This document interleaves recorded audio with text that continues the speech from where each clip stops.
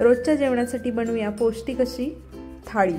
त्यासाठी इथं कढई ठेवून घेतलेली आहे। कढईमध्ये 2 चमचे तेल ॲड करून लसूण ठेचून ॲड करून घेतलेला आहे। त्याचसोबत लाल तिखट ॲड करून घेतलेला आहे आणि इथे मी कांद्याची पात स्वच्छ साफ करून धुवून चिरून घेतलेली ती ॲड करून घेतलेली आहे। सोबत 2 तास मी 2 चमचे तुरीची डाळ भिजत ठेवलेली ती सुद्धा या मिश्रणात ॲड करून मीठ ॲड करून घेतलेला आहे आणि शेंगदाण्याचं जाडसर वाटलेलं कूट 2 चमचे आपण इथे ॲड करून घेणार आहोत आणि ही भाजी आपण गॅसच्या मीडियम फ्लेमवरती शिजवून घ्यायची आहे।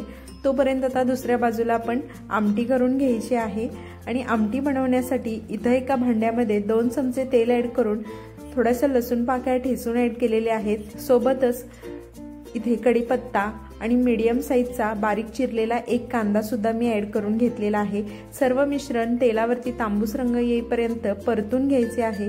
मिश्रण छान परतून झाल्यानंतर आपण या मिश्रणामध्ये वांग्याच्या फोडी ॲड करून घेणार आहोत। इथे मी 2 वांग्याच्या फोडी घेतलेल्या आहेत आणि लहान वाटी सोललेला पावटा घेतलेला आहे आणि तो सुद्धा आपण इथे ॲड करून घेतलेला आहे आणि सर्व मिश्रण तेलावरती छान 2 मिनिट परतून घ्यायचं आहे।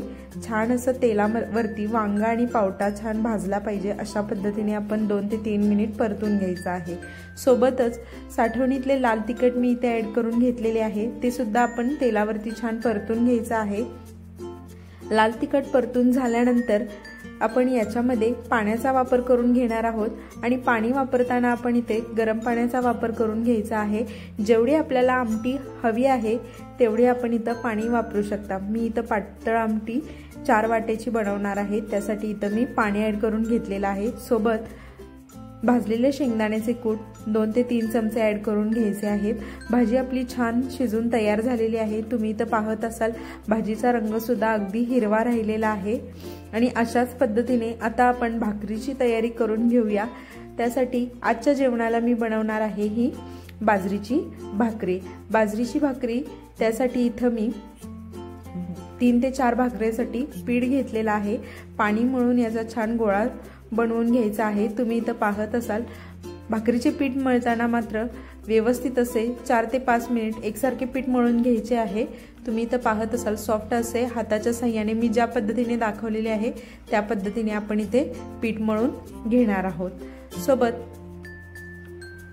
आता याची आपण भाकरी थापून घ्यायची आहे। तुम्ही जर हा व्हिडिओ पाहत असाल तर व्हिडिओला लाईक करा, शेअर करा, चॅनलला सबस्क्राइब करायला मात्र अजिबात विसरू नका। प्लीज चॅनलला नक्की सबस्क्राइब करा आणि अशा पद्धतीने आपण पिठावरती ही भाकरी थापून घेतलेली आहे। तुम्ही भाकरी जेवणासोबत भाकरी बनवू शकता, चपाती बनवू शकता, नाहीतर ज्वारीची भाकरी बनवू शकता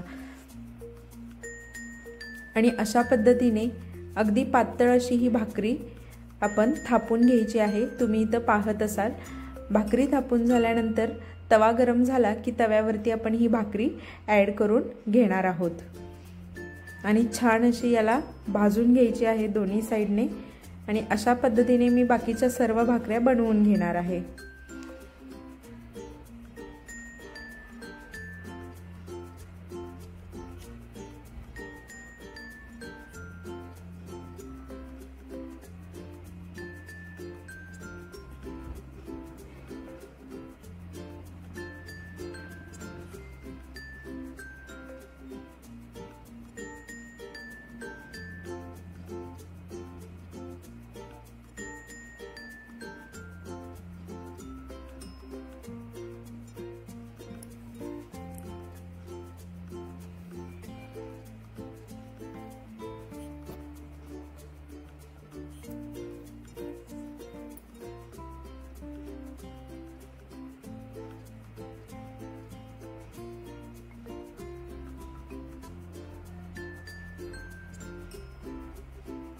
भाकरी आपली दोन्ही बाजूने आता ही भाजून घेणार आहोत। या पद्धतीने मी ज्या पद्धतीने दाखवलेले आहे त्या पद्धतीने आता आपण भाकरी ही भाजून घ्यायची आहे।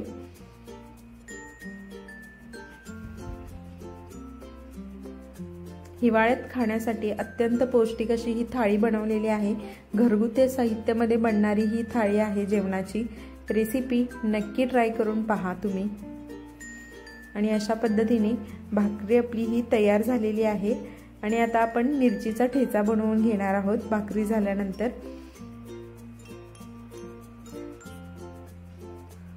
त्यासाठी गॅसवरती तवा ठेवलेला आहे। तव्यामध्ये 1 वाटी शेंगदाणे घेतलेले आहेत, ते छान तांबूस रंग येईपर्यंत भाजून घ्यायचे आहेत।